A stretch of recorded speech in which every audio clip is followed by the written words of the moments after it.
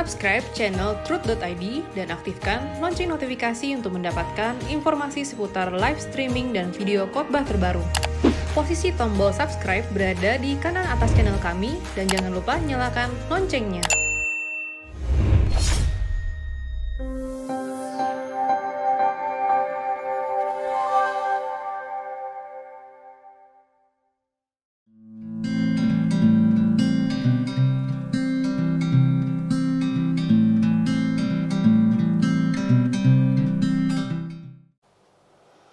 Shalom saudara sekalian, Anda bertanya Alkitab menjawab sampai di episode 33. Ini ada pertanyaan begini, selamat Pak Eras, saya pendengar setia Bapak. Saya sangat diberkati oleh khotbah-khotbah Bapak dan membuat saya berubah dan terus mau masuk dalam proses Tuhan. Tetapi suami saya sangat tidak suka dengan ajaran Bapak, karena dia bilang ajaran Bapak sesat. Dia dikuatkan oleh keputusan sinode yang katanya memecat Bapak dan tentang mimpi yang Bapak katanya bercumbu dengan Roh Kudus.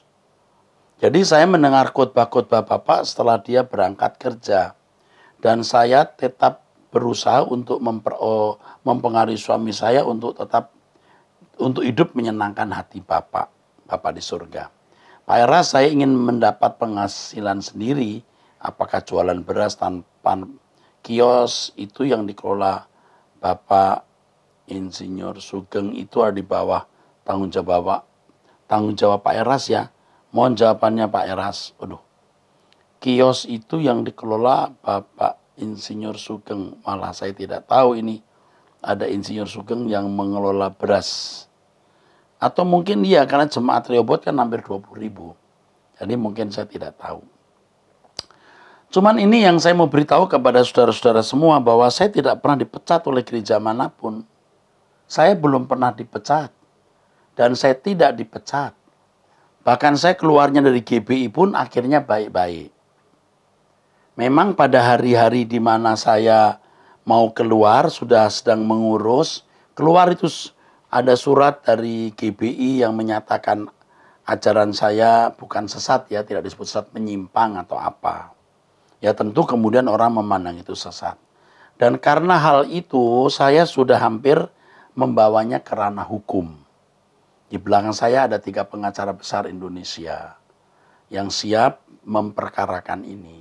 Dan kalau itu sampai saya izinkan, karena staf saya, orang-orang sekitar saya yang menghendaki itu. Ya, mari Pak kita selesaikan, kita perkarakan secara hukum karena merusak nama baik Pak Eras. Menurut saya pasti ada pejabat-pejabat gereja yang dimasukkan penjara. Jelas itu melanggar hukum. Saya sudah keluar dari gereja itu, kok saya dikata-katai menyimpang, itu tidak ada haknya. Dan saya belum memberikan jawaban. Akhirnya saudara, itu konflik itu lumayan keras. Dan saya juga sempat hampir tersulut kemarahan.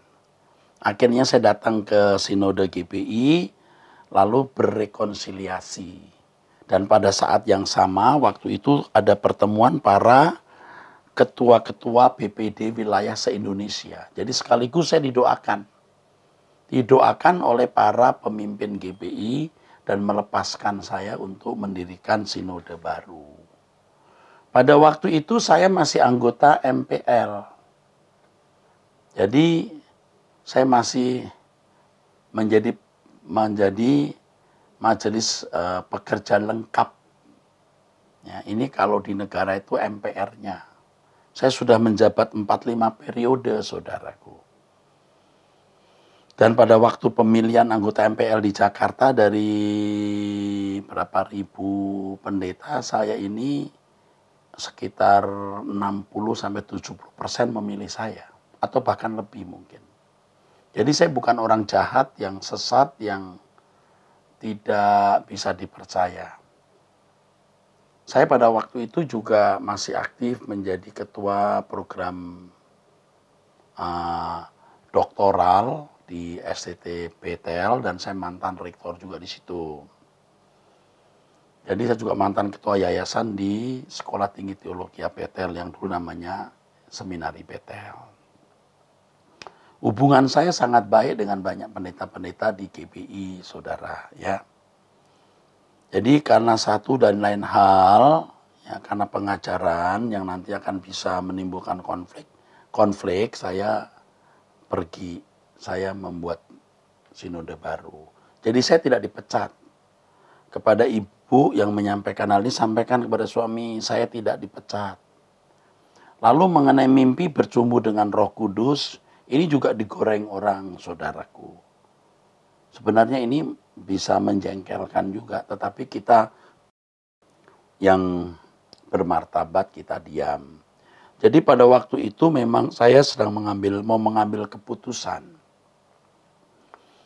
Karena saya mau mengambil keputusan terkait dengan membangun sekolah teologi yang baru, terkait dengan sinode baru. Saya susah sekali, saya berdoa jam 1 pagi atau jam 2, saya lupa. Apa yang harus saya lakukan, Tuhan, keputusan apa yang saya ambil. Lalu saya mimpi, saya ketemu wanita yang cantik sekali, cantik, menggetarkan cantiknya. Dia menggendong anak itu kepalanya seperti bonyok gitu. Di situ ada anak saya, ada istri saya, ada orang-orang juga. Saya tuh peluk dia, saya cumbu itu bukan ciuman, saya belai-belai gitu. Terus saya mengatakan satu kalimat, so sorry many times I hurt you. Saya masih ingat sekali, saya berbahasa Inggris. Maaf, saya sering kali melukai hatimu. Dia berkata, it's okay, it's okay. Wanita ini seperti istri, tapi juga seperti ibu. Jadi bukan hubungan suami istri, juga seperti ibu.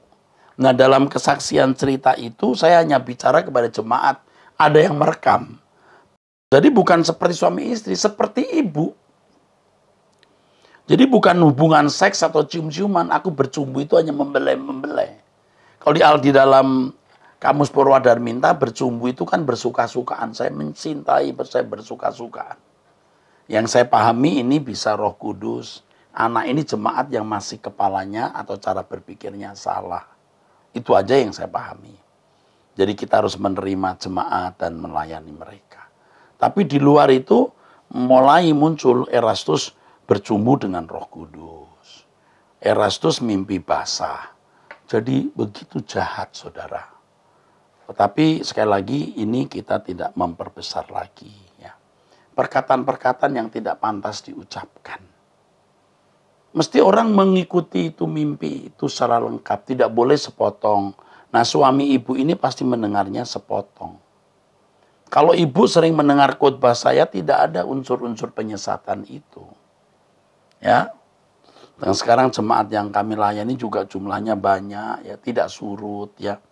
Masa COVID seperti hari-hari ini juga sekali berkhotbah itu kan juga ribuan, bisa belasan ribu. Jadi mereka diberkati seperti ibu diberkati.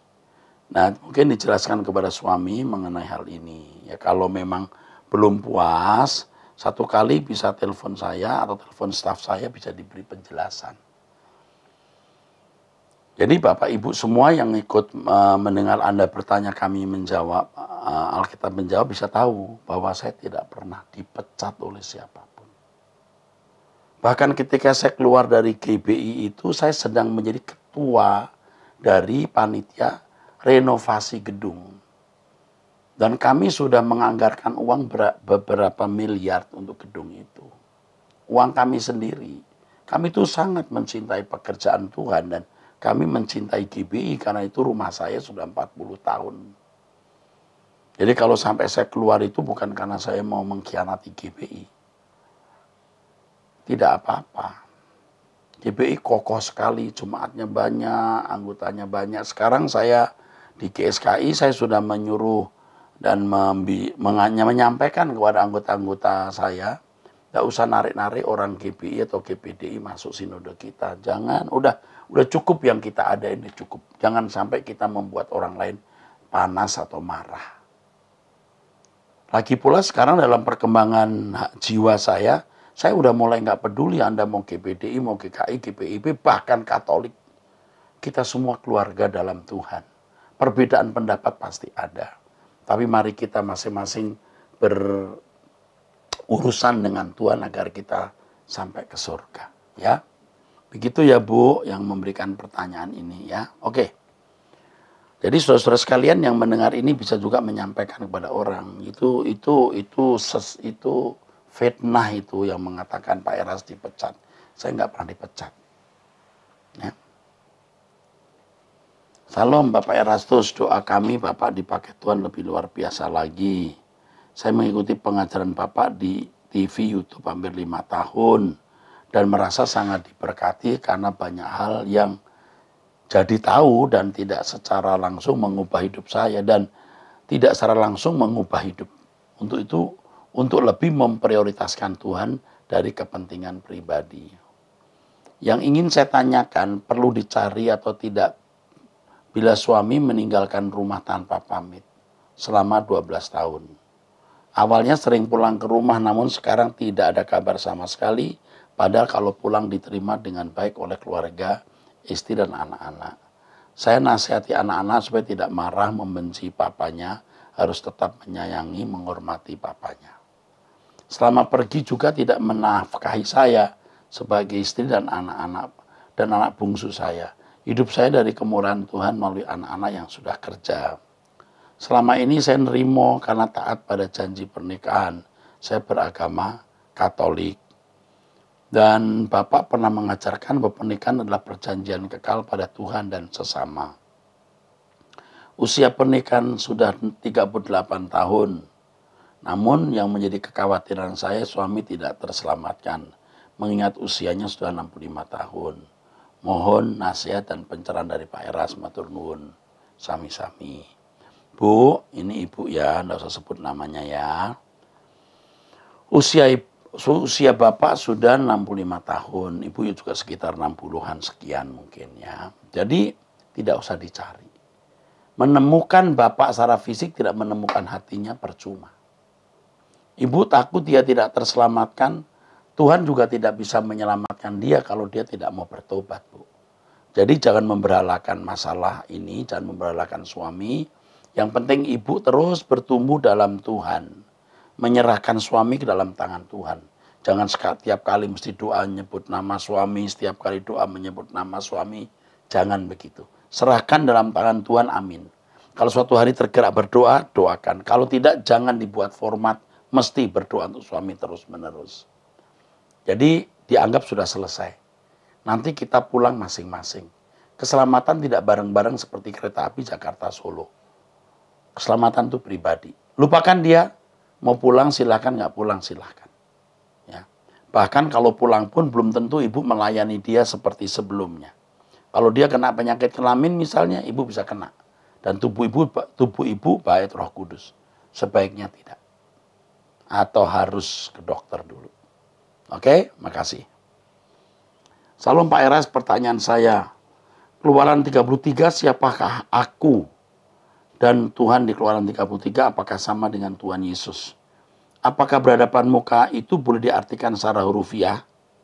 Ayat 11. Sedangkan ayat 20 seperti berkata sebaliknya, bagaimana penjelasannya?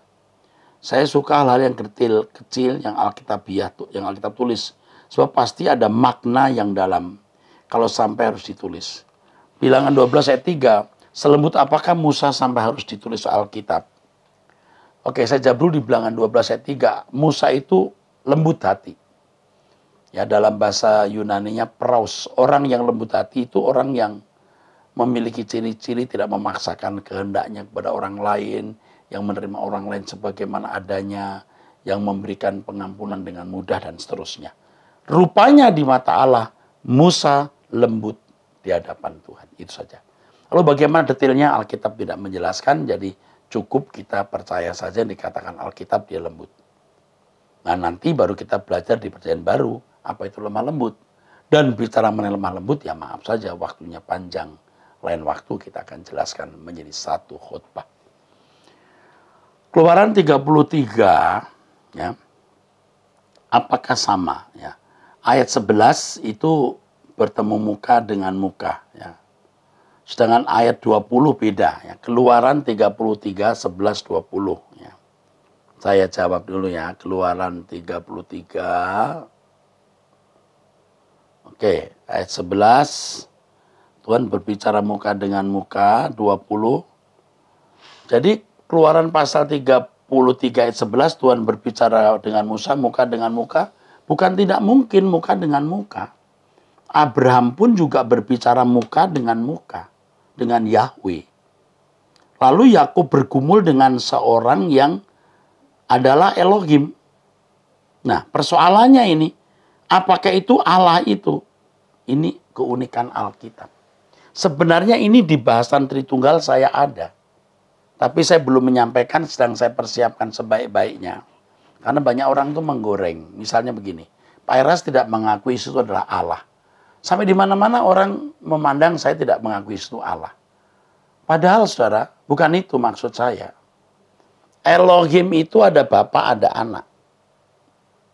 Tapi ketika di Perjanjian Baru, Yesus jadi Anak jadi Yesus, Theos lebih menunjuk ke Bapa. Loh, apa Yesus bukan Theos? Loh, Yesus juga bisa Theos. Kalau Theos itu terjemahan dari Elohim, di PL. Tetapi di Perjanjian Baru, ya jelas Theos menunjuk kepada Bapa, Yesus adalah Anak. Apakah Yesus bukan Theos? Ya Theos jika itu dalam terjemahan lama. Dalam perjanjian lama maksud saya Elohim. Nah itu kan penjelasannya bisa panjang, saudara. Oke. Jadi apakah ini adalah Yesus atau Allah? Alkitab tidak pernah menjelaskan dengan tegas hal seperti ini. Tapi yang jelas siapapun atau bagaimanapun dia mewakili Yahweh. Dia mewakili Yahweh. Ternyata Allah bisa tampil, bisa bertemu muka dengan manusia. Namanya juga Yahweh loh, bukan siapa-siapa. Tetapi Allah itu tidak bisa diatur. Nah, kalau Allah bisa muka dengan muka, mengapa di 20 beda lagi, Pak? Engkau tidak akan tahan memandang wajah. Ini kan di ayat berikutnya, Musa mau melihat kegemilangan wajah Allah. Nah, kalau Musa melihat kegemilangan wajah Allah, ya, kemuliaan Allah secara penuh dihadirkan, mati manusia. Jadi melihat punggungnya saja, belakangnya saja. Tetapi firman Allah, aku akan melewatkan segenap kegemilanganku dari hadapanmu, menyerukan nama Tuhan di depanmu. Jadi ketika muka dengan muka, Allah tidak menunjukkan kegemilangannya secara penuh. Tapi kalau Allah menunjukkan kegemilangannya, tidak tahu berapa penuhnya. Hanya melihat punggungnya saja. Itu beda ya. Terima kasih. Ini tadi dari Freddy Malang. Salam Om Eras, thank you untuk konten-konten dan khotbah-khotbah untuk kami semua. Saya seorang jemaat muda Rehoboth yang sudah jadi jemaat dari zaman masih SMP hingga sekarang saya bekerja.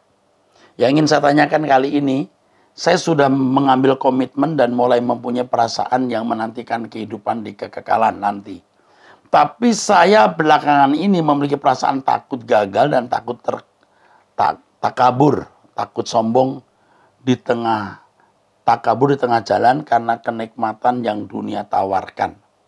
Apalagi saya baru umur 24 tahun. Om Eras pernah ngomong kita tidak boleh takut, tapi apa ketakutan yang seperti ini sehat Om? Kehidupan rohani kita. Sebenarnya orang ada takut positif, takut negatif.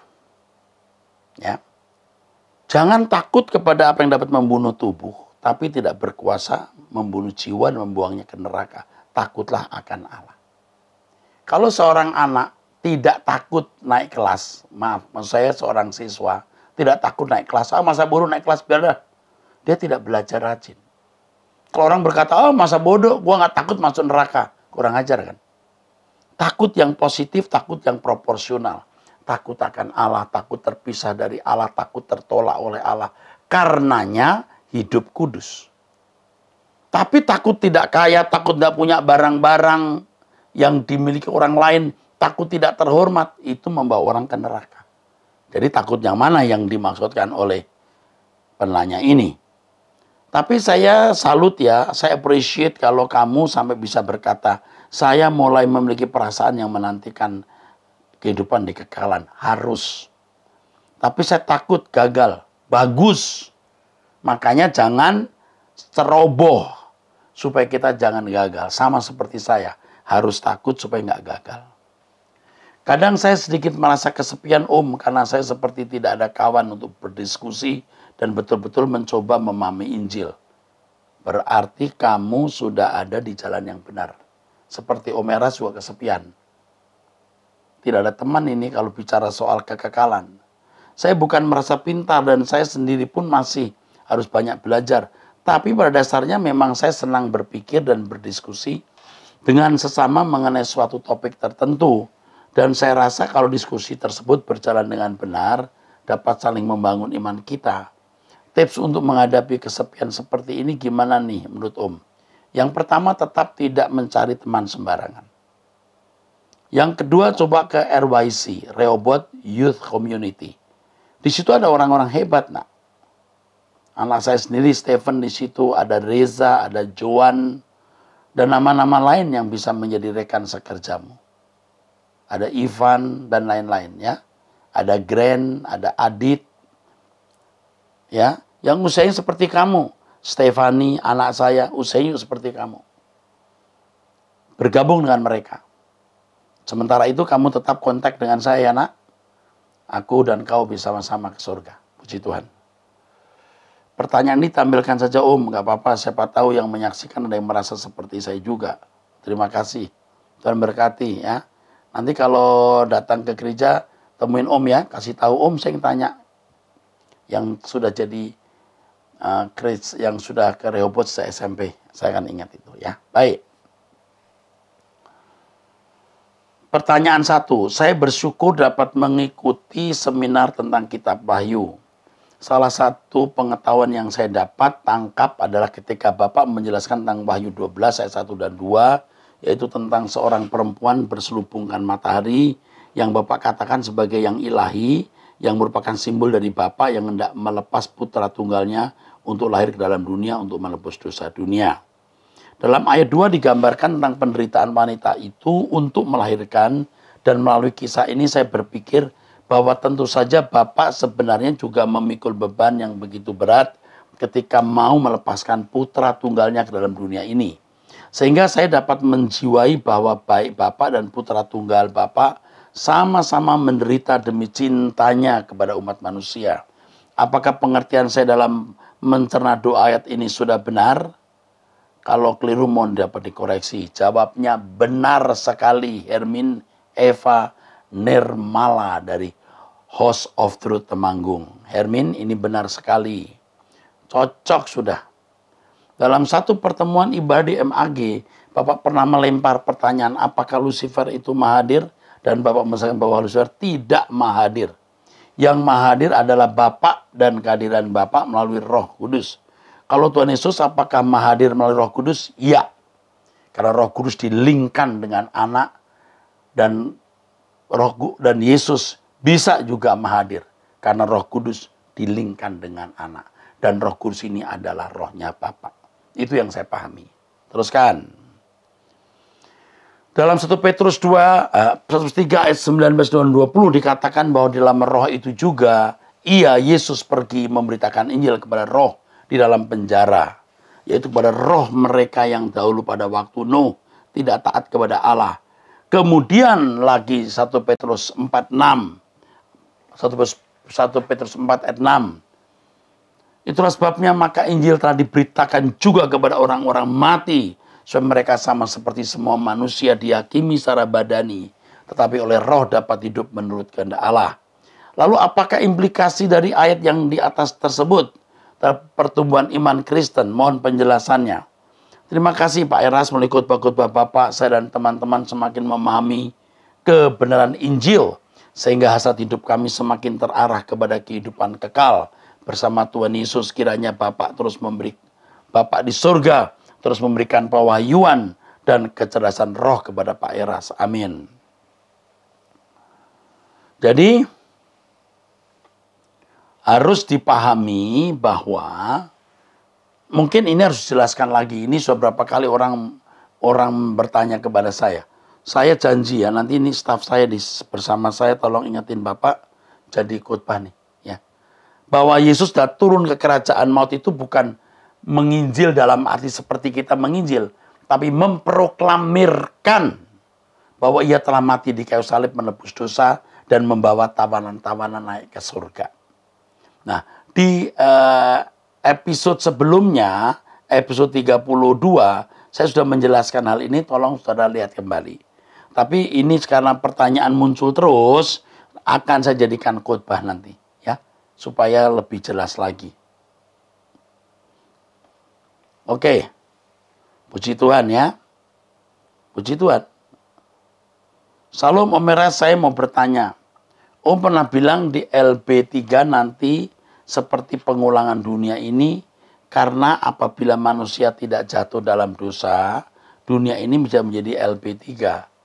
Artinya menjadi surga, bukan LB3. Karena nggak perlu LB3. Kalau bumi ini menjadi surga, tidak perlu langit baru, bumi baru. Ini saja surganya. Apakah nanti di LB3 manusia mempunyai kehendak bebas? Ya. Dengan kehendak bebas ada dinamika kehidupan. Manusia bisa memberontak, bisa taat. Tapi kalau sudah masuk LB3, semua orang akan taat. Karena latihannya di bumi ini. Maka orang yang berpotensi untuk memberontak tidak mungkin masuk surga. Bagaimana cara menjaga konsistensi melekat dengan Tuhan? Karena apabila kita dalam keadaan susah, kita melekat sama Tuhan, tapi kalau masih kita sudah diangkat, kita sering rasa melekat dengan tubuh. Nah, butuh itu apa ini ya? Dan keinginan, kebutuhan Tuhan itu luntur maksudnya. Jadi waktu keadaan susah, kita melekat dengan Tuhan, tapi ada waktu kita cukup atau lebih, kita malah tidak merasa butuh Tuhan. Bagaimana menjaga konsistensi?